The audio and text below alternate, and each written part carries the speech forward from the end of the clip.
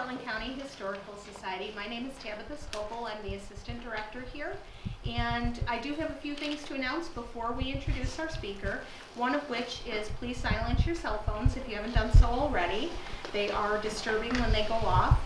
We also do have refreshments. If you haven't gotten any yet, go ahead and get some before you leave because there is quite a variety there and we don't need them here afterward.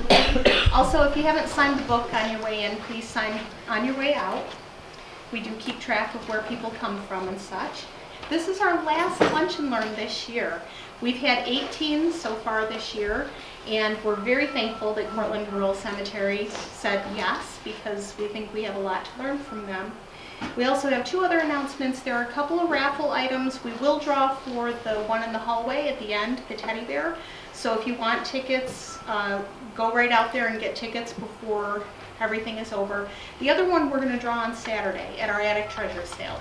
So Friday and Saturday, 1 to 5, we will be having our attic treasure sale again to try to get one last hurrah for it. Without further ado, this is Jeff Briggs from the Cortland Rural Cemetery. Thank you very much for coming today, Jeff. Thank you, folks. I appreciate it too. Flatters me to have this many people here.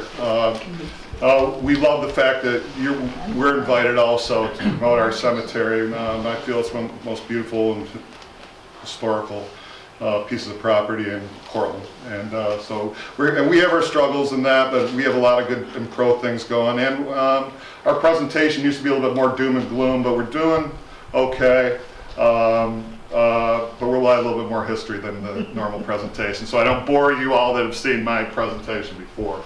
This is usually on our website. I will remind you, and I'll push this again, we have a really, really good website, www.cortland-ruralcemetery.com, and an excellent Facebook page. Our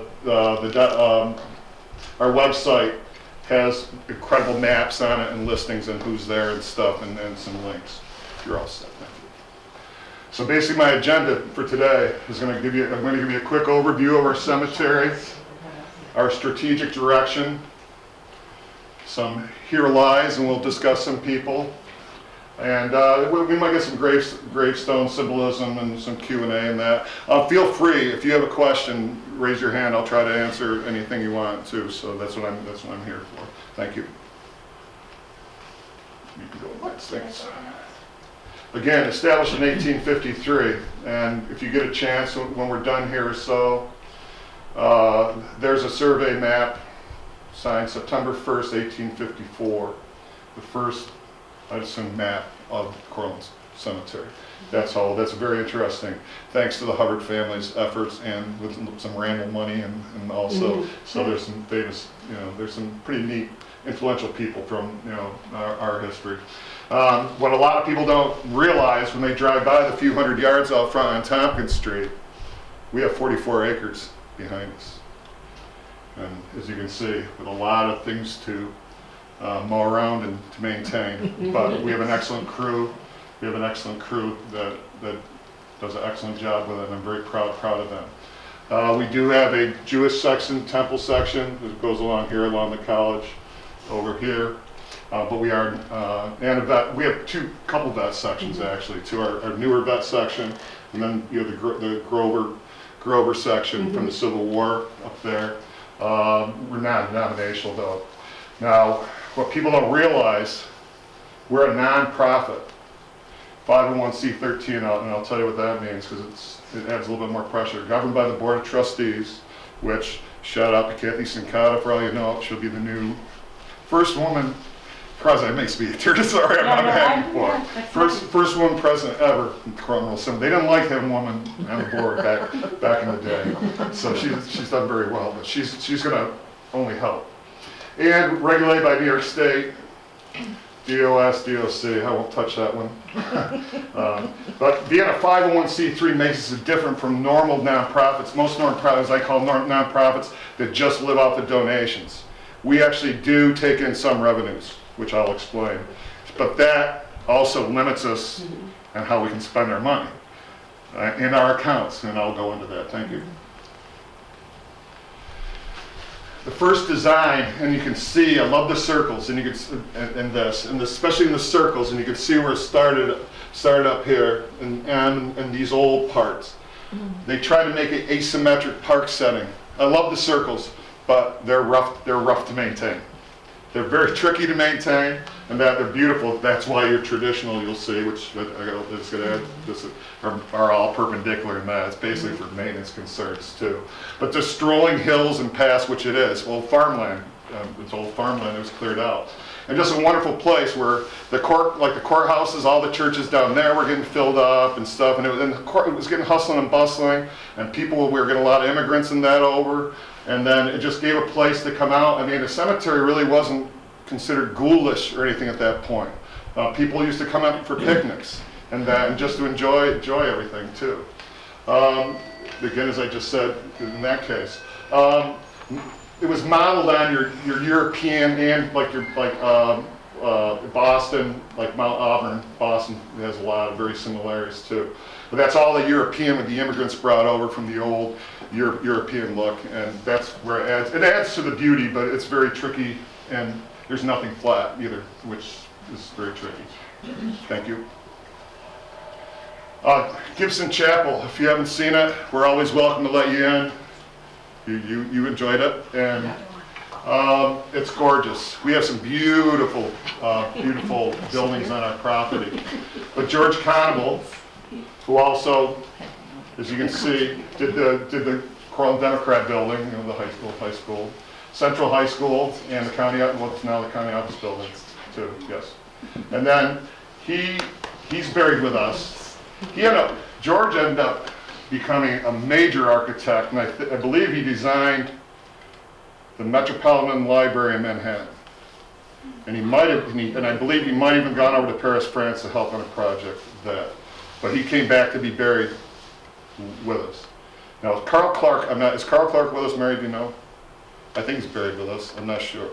I don't know. I think he might have just designed and stuff.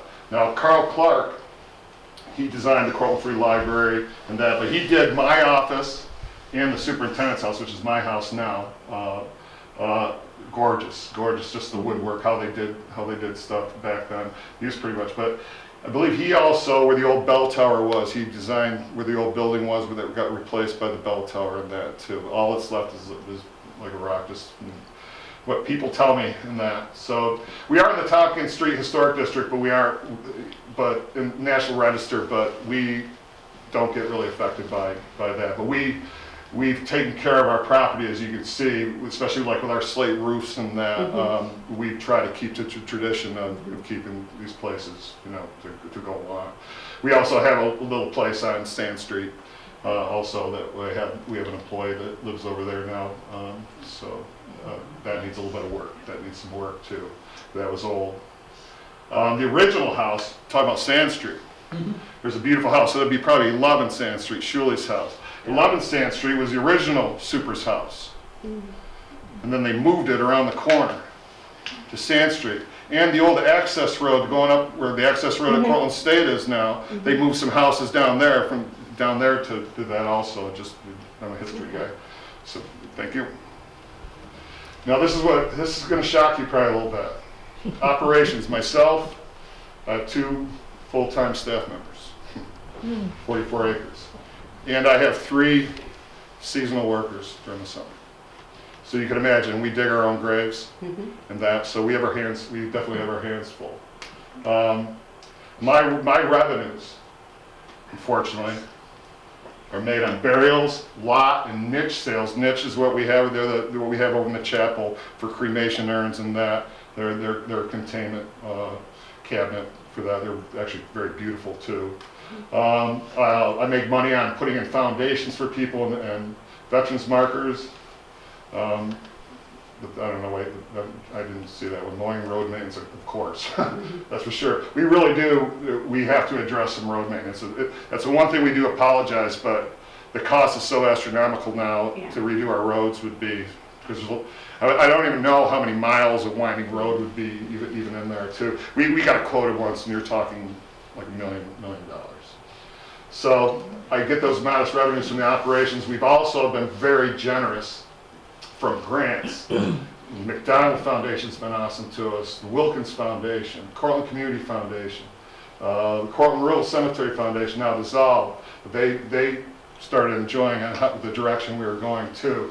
But that's like, that's like depending on some, that's not, burden to hands. So, but we are fortunate, and I think the more we keep on showing our ingenuity and keep on making the place look better, that's only going to help us for that.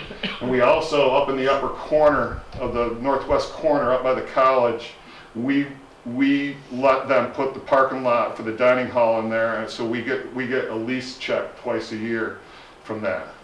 There's a little asterisk on that one also. Now this is the one for a lot of people that confuse people, especially when they look at deeds and that. Permanent maintenance. I have more people that come in and saying, you didn't, I used to. The lawn's not mown. We pay for permanent maintenance. Our cemetery is always permanently maintained. What permanent maintenance means, that's to protect the interests of the municipality that we're in, which is the city of Cortland. And this is what people are shocked. You're allowed a certain allotment by New York State. They take a certain percentage. It's usually 12% on plot sales. New York State demands this on plot sales. 12% right off the bat. But they abused some money back in the 80s, so we're still getting punished by the state. So we pay 25% on every plot that we sell. We have to put into permanent maintenance fund, which we have, and everybody, when we have to show what we're worth, it looks incredible, and all we can get is the interest off of that. Right. That money has to go on just in case if we fold to the city of Cortland. They don't want us. We're a municipality. They have enough. They have enough. And then, as I call it, the last fee. Every person gets interred, cremation or full body, New York State. It's funny. I call it. It's a Department of Conservation law, and like an interstate disposal. $35 every interment. Every interment. So I always call that the last tax. The last tax. So, but these are the things you don't know. But this is money we just cannot we cannot touch. So it might look like we're doing okay. Also, we also had great donors. We have a newsletter there. We have a really nice newsletter. And we have wonderful personal donors. We have an Angel Society too that we do acknowledge people who have given over $5,000. That signs in Gibson chat. Thank you.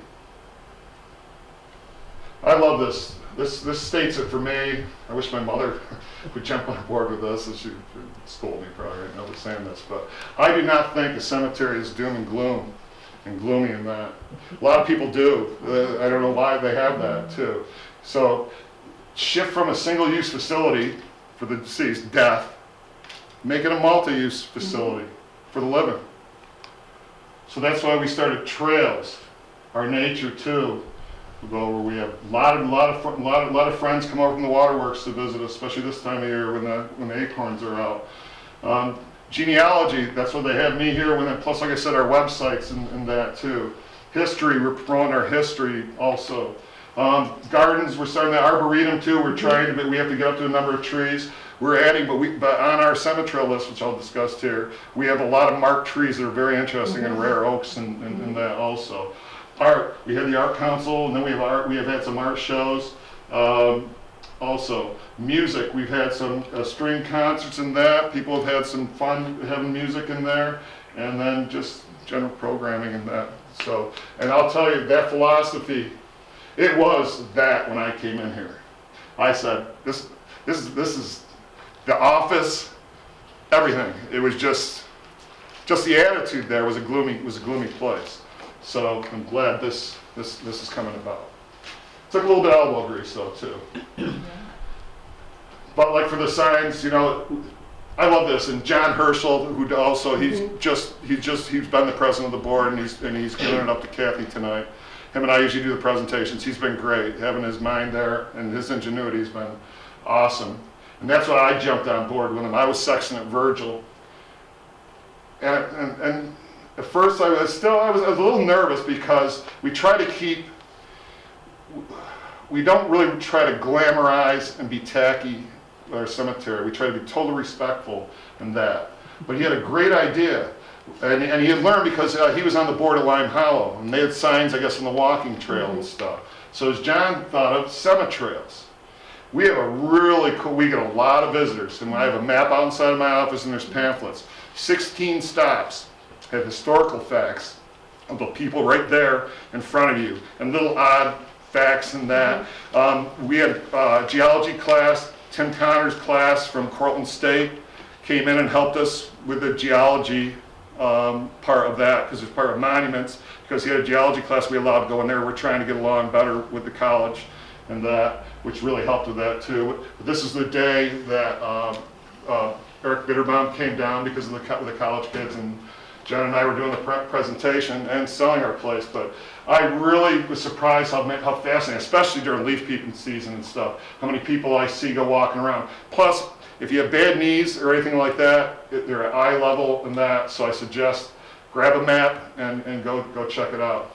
Operation Green Space, funded through McDonald Foundation, has helped us to put better section signs in there, fix our water stations.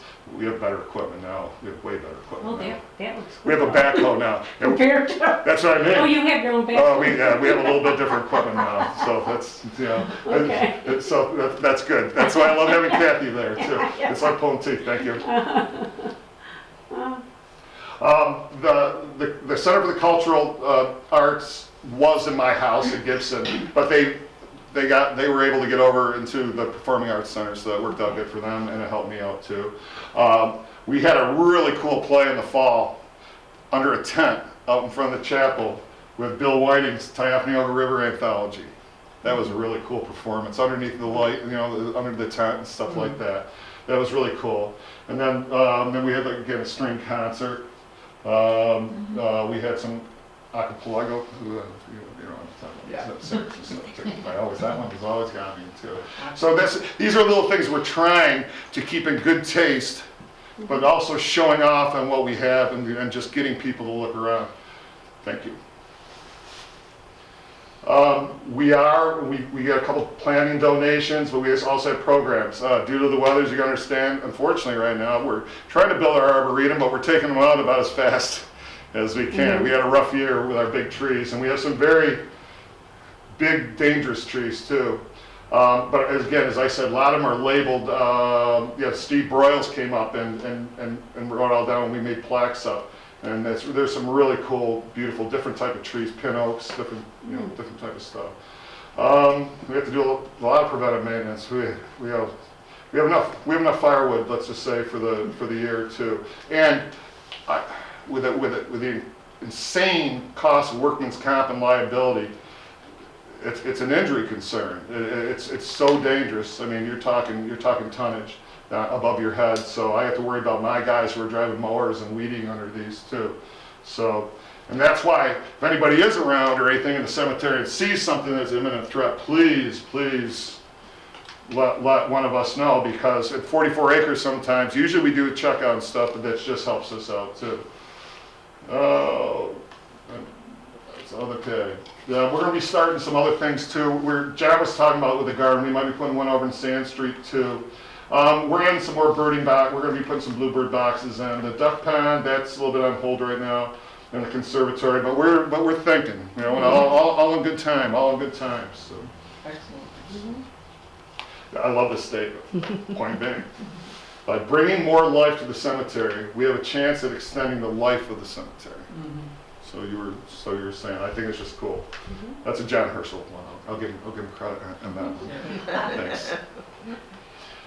So here lies, I want to talk over a few people, and for any of you people, I brought that map today. I brought that over from the cemetery so you can see a little bit, but I have a fascinating poster that's pertinent to my cemetery that came from my family. And actually one of these gentlemen that played in this game is in my presentation, coincidentally, and I just got my hands, so anybody who really wants to see some really cool Cortland history, check this out, but I'll explain and who those people are in a little sec. All right, thanks. We have a governor. I don't know if anybody knows that. Nathan. Got your body. Yeah. Bodies. Cortland Normal School, went to study law, Yeah. who he married to.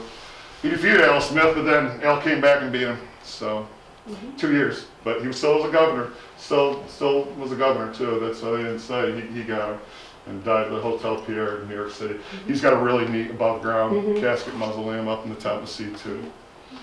There's things. Theodore Wickwire. He played in this baseball game. It's pretty neat. Now, him and his brother, as we all pretty much know who he is, they're in our Wickwire mausoleum up in C2. They brought their farmer's work ethic to the village of Cortland, and first repaired bicycles, and then they painted the screen, the wire screen. And that's what, from my history on this, what's so neat, that's right around the time that him and his brother were just kicking in. So they were doing pretty well at that point, but in the next 20 or so years, they prospered a little bit since then. And again, that's where they remembered for their 5 impressive homes, tunnels, and all that on Tompkins Street. But they were major contributors. Cortland Hospital, Cortland Free Library, Wickwire Pool, and other civic contributions.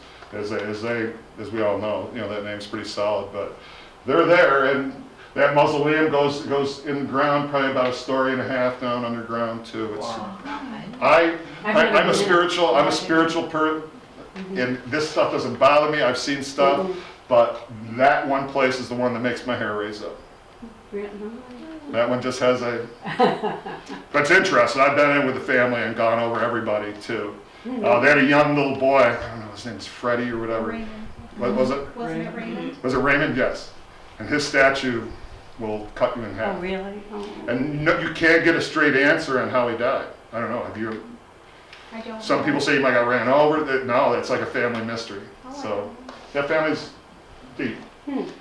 But just but his statue in there is it's a life-size statue of him. Oh. Thank you. Well, that's the thing. You don't, like on our second station, and I have to go through the books, and it's amazing how they say hand graves, like the flu epidemics, the cholera epidemics. I have a family in my second cemetery station. It's showing the sad part of the cemetery. This gets me almost teared up. They lost like 9 kids in 1 week. They lost on consecutive days 2 kids at once, I think, to cholera.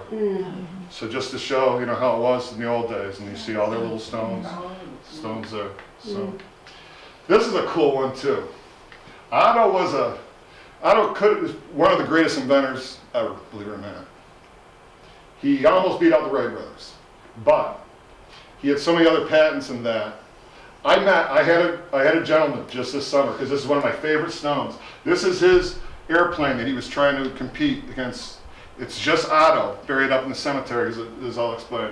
That's on his stone up there in section 1. But again, he was an early aviator and stuff. But what he got huge with, he came over from Hungary. He was an immigrant too, right in Church Street. I had a gentleman come in this summer. He says, I just dropped at the beginning, it's for summer school. He said, I just dropped my daughter off. He goes, but I gotta say, my grandfather's buried here, and he's sort of famous, he said, but not really probably in a way that you would think he's famous. But he's one of the famous inventors. And I go, what's his name? I go, Otto Herman. I go, come on, I knew instantly right where it was. Out of 19,000 of them, that's pretty cool when you can pull that off too. And he explained what a genius. He was a mad genius. He suffered extreme mania. Oh. Yeah. So even though he patented the rotary engine, which is pretty impressive. And then he opened up, and then a month after opening at the Cortland Airport, we had just moved to factory, he died at the Verneuil Sanitarium. He'd get one patent, make money on it, and then he'd dump all his money into this next wild project. Oh, neat. He was just non-stop, as he said. He was known as a mad scientist. That's how his grandson, he said he was fascinating, but he was just a different bird, Neat. for sure, too. Thank you. 54 years old. She's one of my favorites, too, Lydia. And that's funny, because you won't see Doctor with her. She wasn't allowed to be called Doctor, even though she was. She's on the wall when you go, to this by the emergency room. Yeah. She was an invalid. I guess really just sort of physically sickly, but think of all the people. She basically took care of all the people when everybody went to war. And there's an old story that her husband, yeah, she went to medical school. When he enlisted, supposedly he didn't want to enlist and she walked him down. She had like 12 kids or something. There's a bunch of them. She was a tough old coot. But she practiced homeopathic medicine, in her own court streets. But she was a suffragette and wore the uniform of women's movements and bloomers.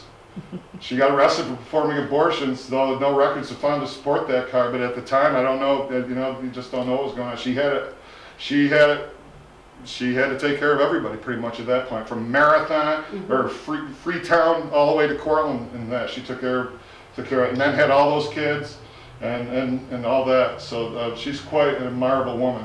But the fact that John wrote that down, she wasn't allowed to be called a doctor.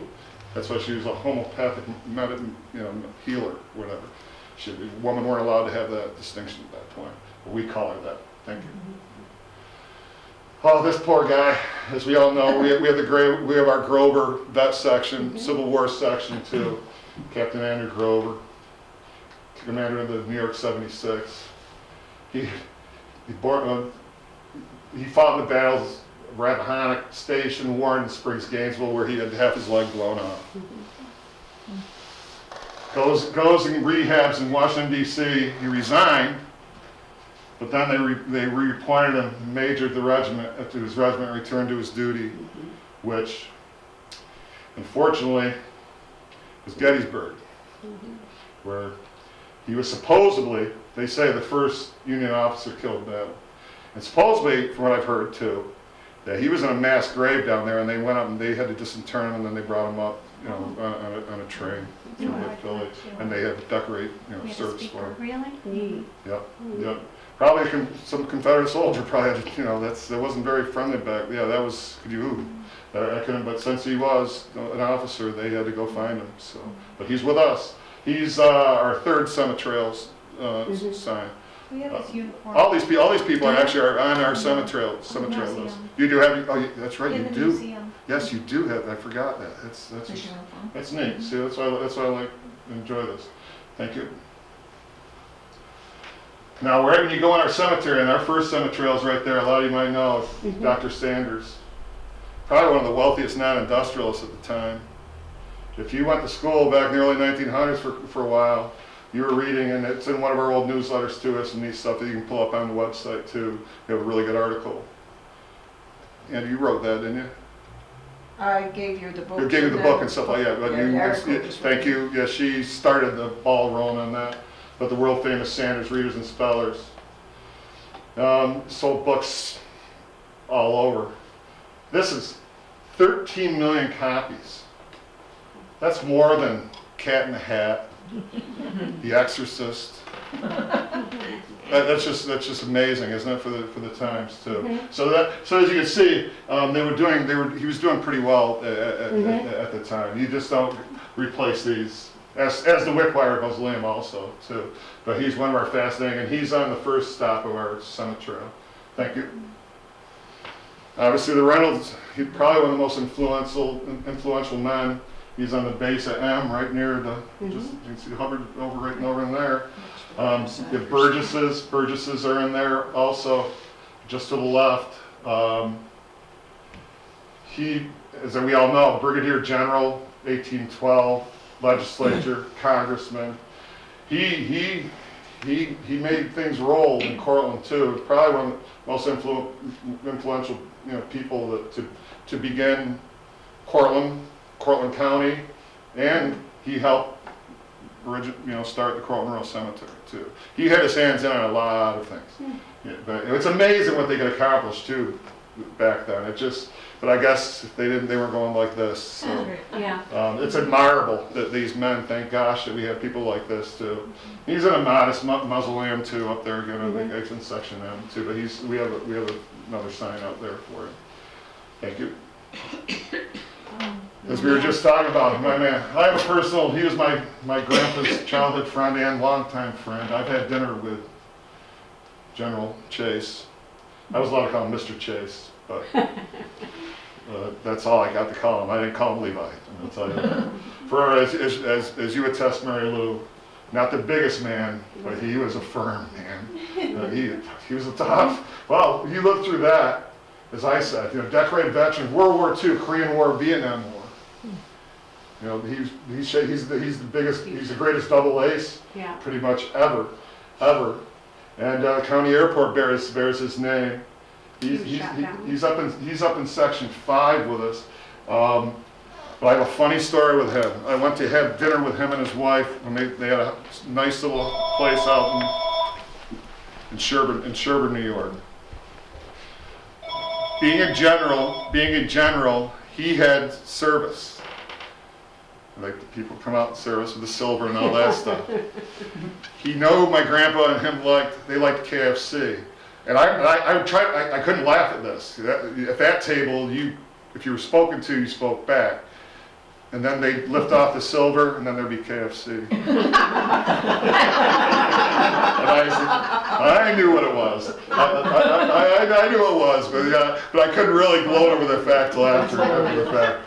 But he's an admirable man. I mean, he's impressive. Impressive. Mm-hmm. So that's neat. You want to go visit him, section 5, and he's got a sign. He's going to get that. Mary, you're going to. Thank you. And again, for some of you that are interested, and I forget half of these, but you can Google like Wikipedia and that. But what I enjoy, a lot of people do, the artwork is just fascinating. Mm-hmm. And the types of monuments and the symbolism that go on with these monuments. Thank you. Like pointing up to heaven, this one. As strong as an oak, but there's another similarity, usually they're sideways on that one. Yeah. The urn, sorry, I should be up on that. Weeping willows, that's obvious. Orchids usually affiliated. These bother me. Yep. Yeah, they do. That means an infant. Uh-huh. And that's sort of cool, like they left their boots there. That's an old, I think, Scottish tradition too, leaving their shoes at the grave also. Another thing too, a lot of people don't realize too, we have our obelisk, our tall monuments. A lot of them are, the taller, the more showing off and stuff. But I don't know if any of you have ever seen the ones that look like they're broken right off. That means they died abruptly. Then you have a sharp slice, and that means they died too young.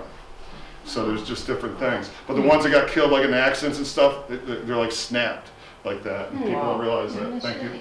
You have the Woodman of the World. That's where we're going. Is that a Woodman's too? Woodman of the World. Yeah, I got one on the next here too.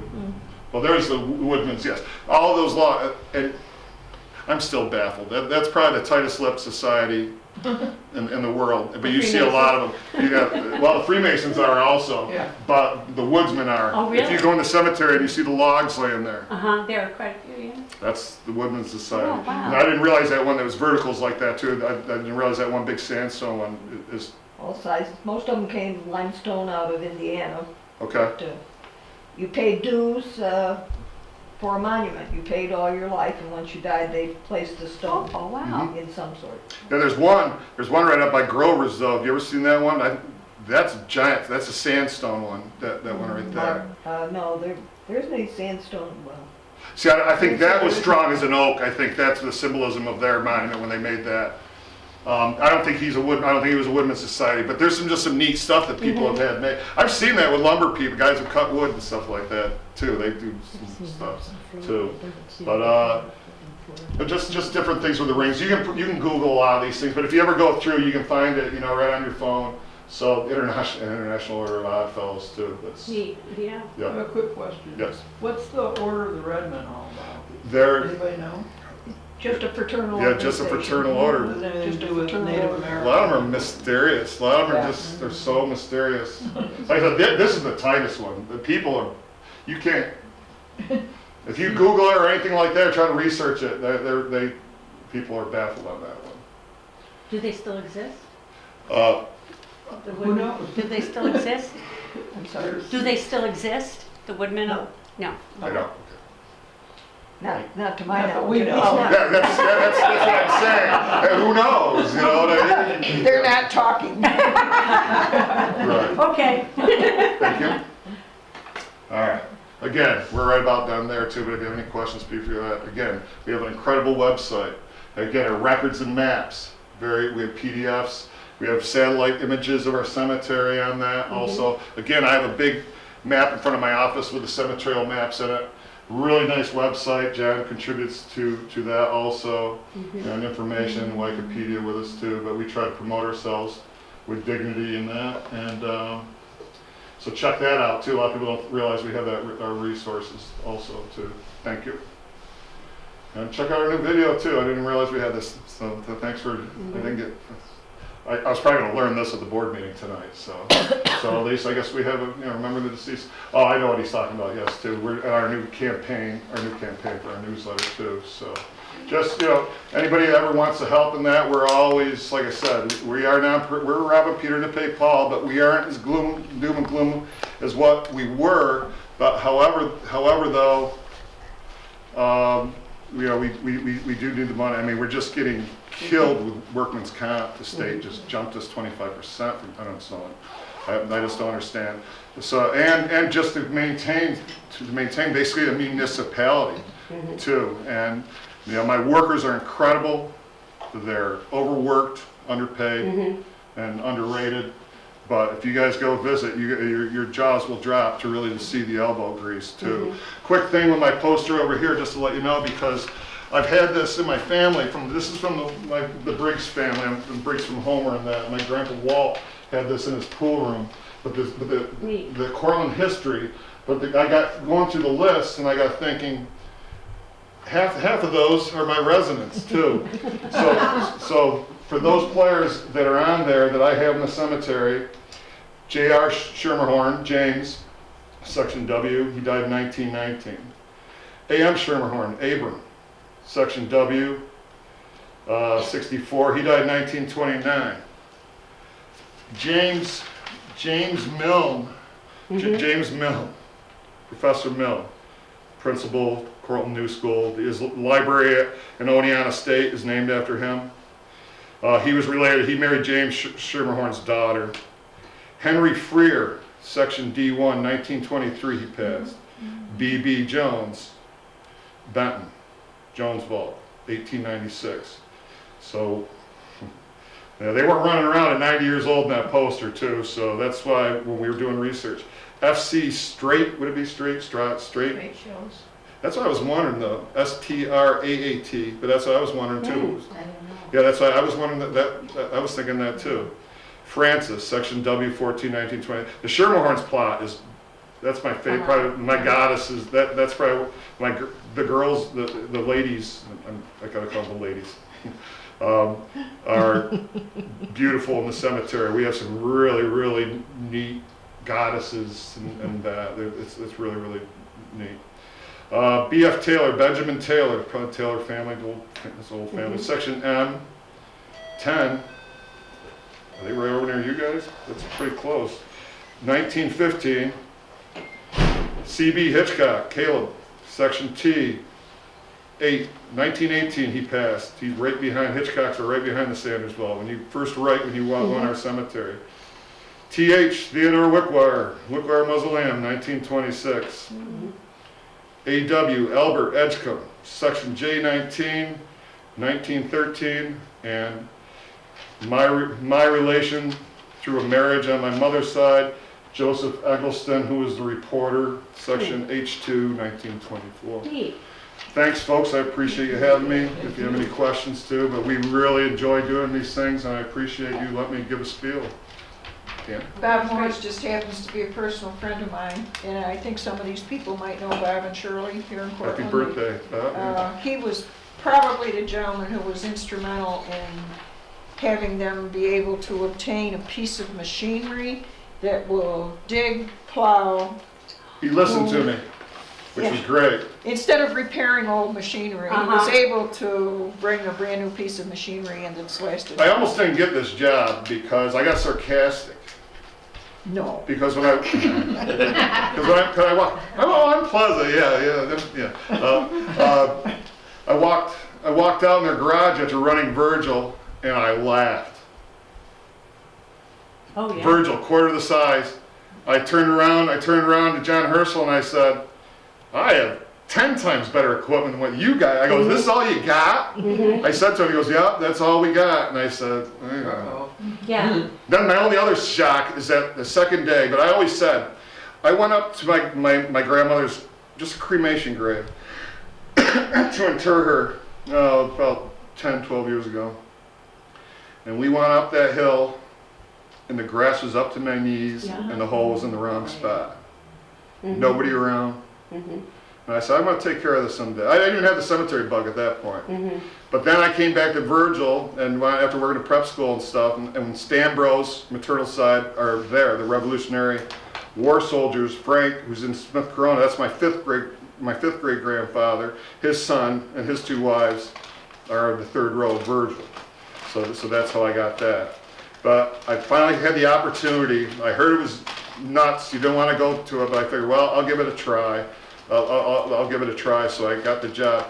The second day I drove up with Kathy Sincata, and I got looking at the conditions, and I said, what? And they were better then than they were 10 years before that. And I said, what have I gotten myself? Woodchucks just, Oh, yeah. well, you couldn't even enjoy the beauty because there was a piece of garbage or a coffee cup or can. It I mean, was literally. college, yeah. Yeah. Well, just people, the workers at that time. Oh. Sorry, Oh my God. just disrespect. General Yeah, well, they drive by it.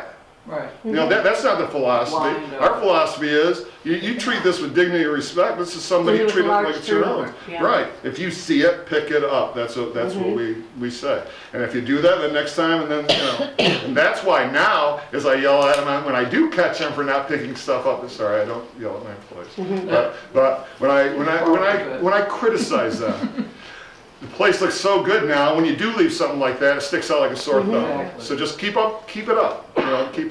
And I'm proud they do an excellent job of that Yeah, too. it's much better. And the board has been doing good. And like I said, kudos to Kathy Sincata being the first president of the board. She definitely deserved it.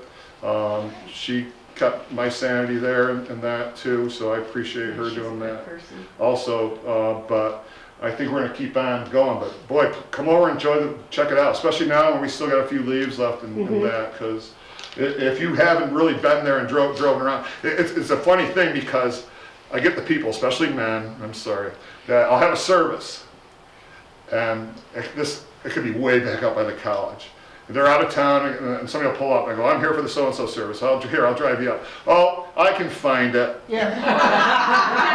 So I'll wait in my office for about 10, 15 minutes, and usually I'll wait for that car if they make it down the hill.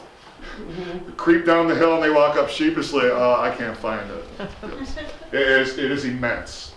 It is immense, but immense with beauty and fascination. Literally, there's people that take 2 days, 3 days to go through it. A lot of people do the cemetery in sections of 4. I've had multiple families homeschool too, with our cemetery too. Yeah. And again, the college students come in too, twice a year also, so we have that going on also. So thanks, I'm getting Gabby, can I answer? It's okay. I just want to make a comment. My home backyard goes up to the rural cemetery. And this whole notion of breathing life into it is really something true that I've experienced. I live on Sand Street. I've had people who are leaders in this town look me in the eye and say, oh, Sand Street, it's dead. It's all done.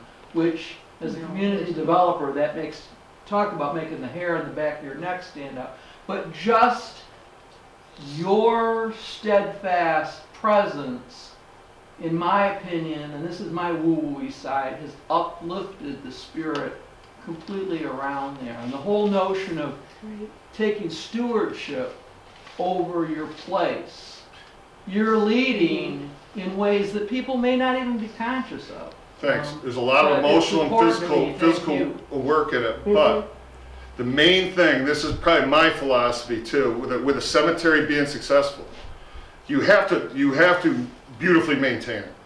I don't care. There was honestly, I'm not going to say any names, there was the old management years ago that thought if you let it run down, people are gonna help you out. So it doesn't No, work like that. It doesn't work like that. So beautifully maintaining your presence, have different selling options that we have now, like our niches and that. Some I really didn't talk, but they have because cremations are variable. We have mausoleums. You got to have sellable options. It is a business. You have to be compassionate, but you got to have a little ingenuity because you're going to see these rural cemeteries. Willet's, I think, folded. Scott is in dire conditions, but basically they've just done the black hole thing, just burying people, try to maintain, not try to do anything a little bit different, and now their maintenance is going down, the attitudes of the people are, and that too. And again, to be a cemetery worker, the pay is like I said, it's an incredible amount of dedication. I have to be on duty 6 days a week. That's New York State law. You have to be on duty 6 days a week. So, and like this summer, it was 6 days a week. A lot of people For sure. during the summer, yes. And I have to, I'm sorry, man. And like the Jewish, we usually close the hill, but if I have a Jewish service, we have to put them in the snow. So, sorry, man. I was gonna ask, that was one of my questions, do you maintain the Jewish cemetery? Yes. Yes, we do. They we're- always have the gate closed, but I always crawl You can through. go in. We're working. Yeah, you go in there. Oh, yeah. No, that's just the design of it. Yeah, you can go in. You're welcome to go and go in there. I It's a have to beautiful tell you, I spot. love the cemetery, and when I go there, I have people that go in on the right-hand side, and then I have some way back up on the hill, and then I have some over here, and all family, and then lots of folks that I know. And I never go in or out that I can see a worker that I don't say, thank you for your work. We appreciate it. You know what? When I first They like that, they like to, Please. somebody notice. please, just that little bit of praise. Doesn't hurt to No, say it helps thank those you. guys because they got abused for years, and we deserved it in a way. I used to hostile the day after Memorial Day. You wouldn't believe some of the stuff people would say to me Oh, God, yeah. and stuff. But I buffered it. I handled it all, and that I don't think I've had a complaint. You aren't going to make everybody all happy, and we're grieving people. But I get letters thanking us now, which you never used Yeah, to great. get And that. you know, when I was on the board, I went to groups of, like, the veterans groups, to see if they would put flags out. They I couldn't can't. get any help. Well, yeah, but they lost their funding for Mike flags. Dexter and I, They lost their funding for the flags. so this was 10 years ago. Yeah. And I. Well, they didn't want to go up there No, because no. they didn't. The flags were getting No, destroyed. Mike bought a new flag for the pole, Mm-hmm. and he fixed the rope on it. And he and I worked for 2 or 3 days putting out as many as we could. You know, that's what's neat about that cemetery, and I think what's helped me that I have such an especially old business family, and I'm old enough too where I used to listen, and I had a lot of old historians around me, and the Briggses, we knew a lot of people. But if you're from Cortland, most probably you have somebody in my cemetery. That's yeah. 'Cause you know how many are buried are dead there, right? All of them. Over 19,000. But we are 85%. We are 85%. You gotta have a little cemetery humor, you know, that's, you know. We're the last people in life we're the last people in life to let you down. Yes.